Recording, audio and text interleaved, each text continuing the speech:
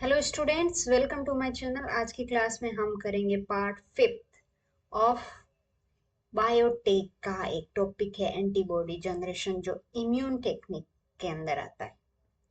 जो हमने ऑलरेडी इसके बारे में डिटेल में क्या कर रहे हैं, कैसे करेंगे, क्या चीज़ है, ये सब मैंने इससे पहले वाले वीडियोस में बताया है, तो मैं इसमें रिपीट नहीं करूँगी। चलो शुरू कर देते हैं क्वेश्चन से।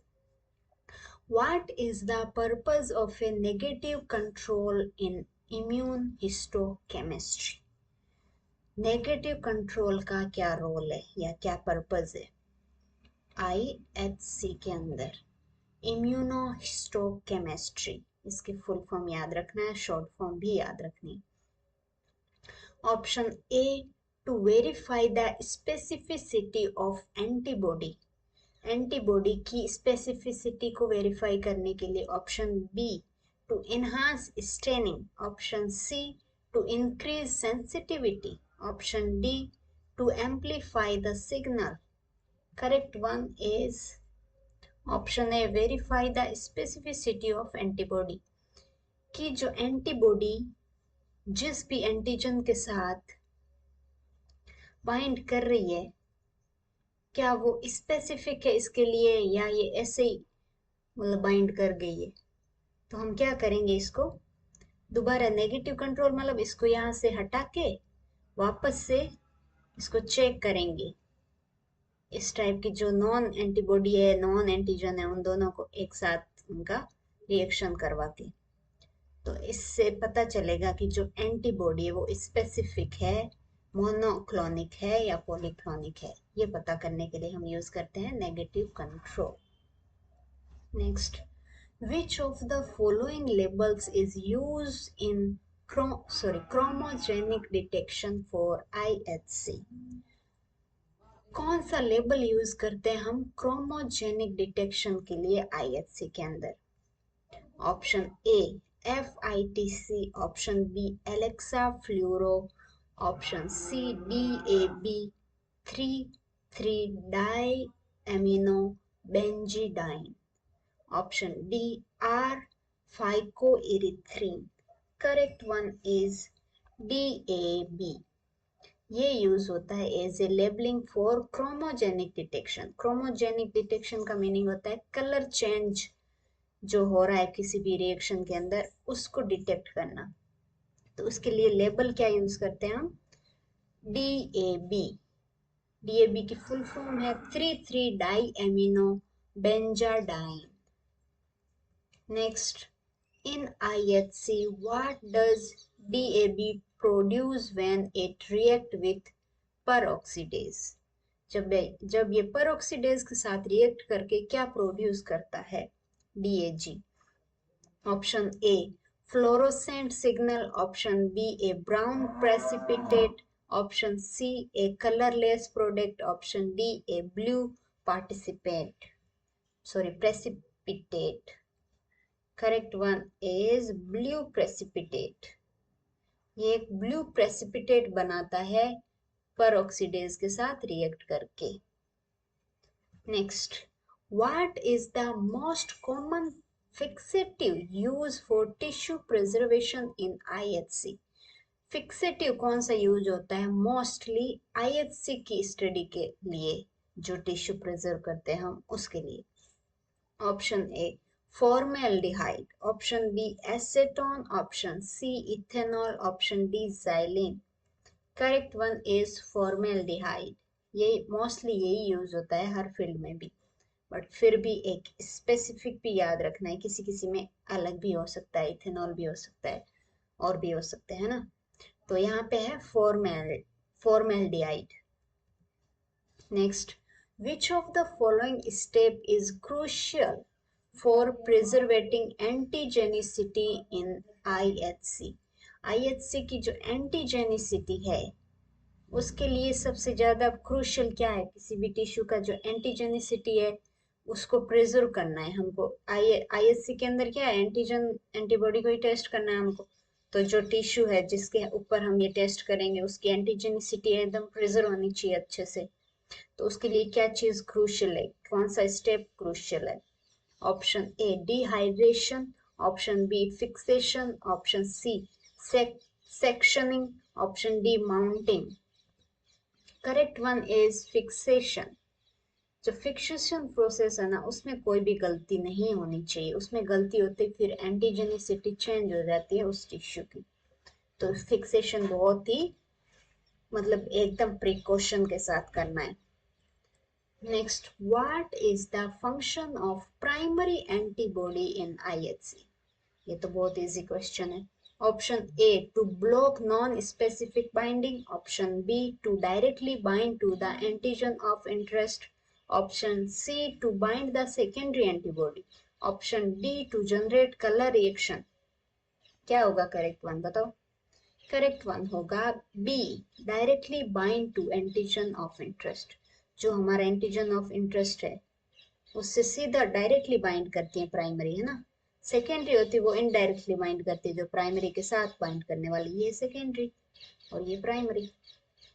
Obviously correct one is next, what does titer refer to in context of antibody uses? Option A, the volume of antibody used, option B, the ratio of antigen to antibody, option C, the concentration of antibody, option D, the molecular weight of antibody. Correct one is concentration of antibody. जो antibodies है उसका concentration क्या है उसको refer करता है टाइटर। Titration नहीं होता है कोई केमिस्ट्री लैब में हम टाइट्रेशन करते हैं, तो टाइट्रेशन से हम क्या मतलब क्या फाइंड आउट कर रहे हैं? कंसंट्रेशन ही तो फाइंड आउट कर रहे हैं कि उसके अंदर कितना ड्रॉप या कितना ml हमने यूज किया।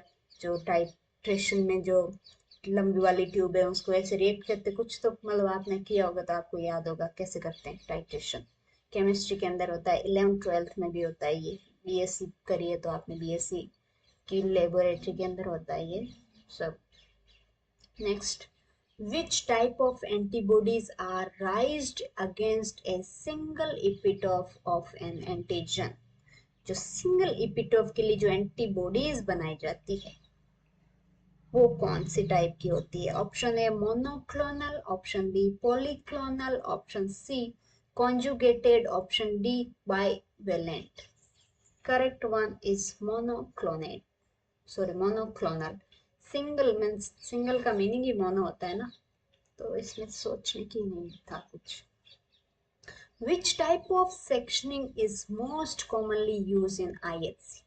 किस टाइप की सेक्शनिंग मोस्ट कॉमनली यूज होती है आईएससी के अंदर? जो टिश्यूज है उनके अंदर सेक्शन करते हैं ना, तो वो किस टाइप की होगी? Option A cryo sectioning, option B paraffin embedding and sectioning, option C plastic embedding, option D vibratome sectioning. Correct one is paraffin embedding and sectioning. यानी कि पैराफाइन के अंदर जो टिश्यू होगा उसको पहले इम्बेड करेंगे उसके अंदर, मतलब बंद करेंगे, फिर उसको सेक्शन में कट करेंगे, पतले पतले सेक्शन में कट करेंगे मशीन की हेल्प से। ऐसा क्यों करते हैं? क्योंकि पतले सेक्शन नहीं होंगे तो अलग अलग सेल्स नहीं दिखेंगे, अलग अलग सेल्स नहीं दिखेंगे तो फिर सेल्स के ऊपर जो एंटीजन एंटीबॉडी रिएक्शन हो रहा है वो नहीं दिखेगा। तो इसलिए इसकी ये सेक्शनिंग होती है, पहले उसमें पैराफाइन में इम्बेडिंग करेंगे कोई भी टिश्यू है उसकी, फिर सेक्शनिंग करेंगे। Next, which of the following statements is true about secondary antibodies? जो सेकेंडरी एंटीबॉडीज है उसके बारे में कौन सा स्टेटमेंट करेक्ट है? Option A the binding to the antigen directly, गलत हो गया ये तो। Option B they are usually conjugated with a label for detection, ये देखते हैं सही है कि गलत है। Option C they are always monoclonal, क्या ऐसा होता है ये भी देखते हैं। Option D they bind to antigen with higher specificity then primary antibodies, antigen से बाइंड करते हैं सेकेंड, ये नहीं करते हैं, ये भी गलत हो गया। तो इन दोनों में से कौन सा सही है? ये सही है, कॉन्जुगेट होती है लेबल फॉर डिटेक्शन। इनके ऊपर लेबलिंग किसके ऊपर होगी? सेकेंडरी के ऊपर होगी। और ये किससे डायरेक्ट यहाँ पे लेबलिंग होगा इसके, और ये किससे बाइंड करती है? ये करती है प्राइमरी से। और यहाँ पे क्या है? ये एंटीजन, और ये प्राइमरी एंटीबॉडी, ये सेकेंडरी एंटीबॉडी, और यहाँ पे ये लेबलिंग। तो ऐसे होती है ये होता है इसका मतलब करेक्ट स्टेटमेंट है सेकेंडरी एंटीबॉडीज के बारे में। Next, which of the following is direct method for antigen detection?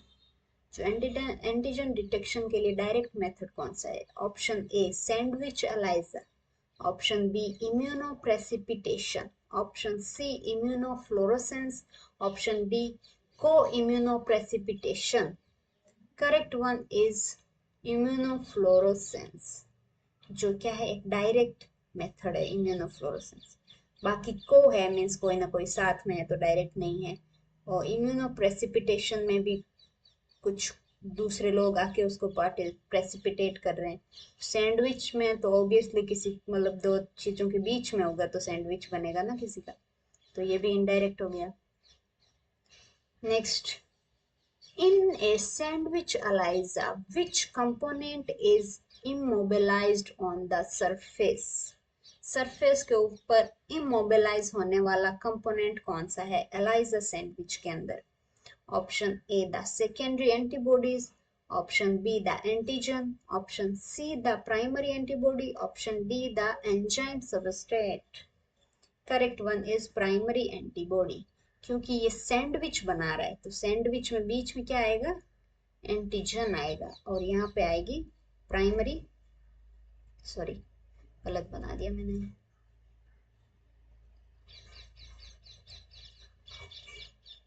तो ये क्या बोला इसमें? सबस्ट्रेट के ऊपर जो इमोबिलाइज होगा, इमोबिलाइज मतलब जो ये बेस है इसके ऊपर किसको अटैच करेंगे सबसे पहले? तो यहाँ होगी जो प्राइमरी एंटीबॉडीज होगी वो, यहाँ पे आएंगे फिर एंटीजन, फिर एंटीजन से अटैच होंगे कौन? एंटीजन से अटैच करेंगे सेकेंडरी एंटीबॉडी, ये प्राइमरी। तो ये बीच में जो एंटीजन है इसका सैंडविच बन गया है बीच में दो एंटीबॉडीज के बीच में। Next, which of the following is not a chromogenic substrate use in IHC? मतलब कौन सा क्रोमोजेनिक सब्सटेंस है जिसको हम IHC के अंदर यूज नहीं करते हैं इनमें से? Option A DAB, option B AEC, option C TMB, option D GFP। Correct one is GFP। ये डेवलपमेंटल स्टडीज के अंदर यूज होता है GFP, यानी कि इसके अंदर जो लिविंग मैटर है वो यूज होता है। तो ये सब की फुल फॉर्म भी आप देख सकते हो। AEC की फुल फॉर्म क्या है? 3-amino-3-ethyl carb benzol। TMB की फुल फॉर्म 3,3'5'5' tetramethyl benzadiene। और DAB की फुल फॉर्म तो अभी हमने देखी है। और GFP की green fluorescent protein. Next, what is primary disadvantage of using monoclonal antibody in diagnostics? मतलब सबसे बड़ा या प्राइमरी एक डिसएडवांटेज, बाकी तो एडवांटेज है इसका मोनोक्लोनल का, बट कोई ना कोई इसका डिसएडवांटेज भी है, वो कौन सा है? ऑप्शन ए लिमिटेड स्पेसिफिसिटी, स्पेसिफिसिटी के लिए तो यूज होता है ये, तो गलत हो गया। B high cost of, option B high cost of production, तो ये हो सकता है, देखते हैं। Option C high variability, variability कहाँ है? मोनो है तो वेरिएबिलिटी नहीं है इसमें, स्पेसिफिसिटी है, तो ये भी इनकरेक्ट हो गया। Option D limited availability of epitopes, epitopes की लिमिटेड अवेलेबिलिटी, तो ये देखते हैं इनमें से क्या करेक्ट है।